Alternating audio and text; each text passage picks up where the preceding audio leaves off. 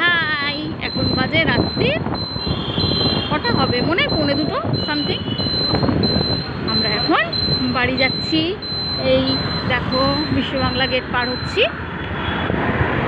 এবার যাব আমরা একটা রেস্টুরেন্টে ঢুকবো।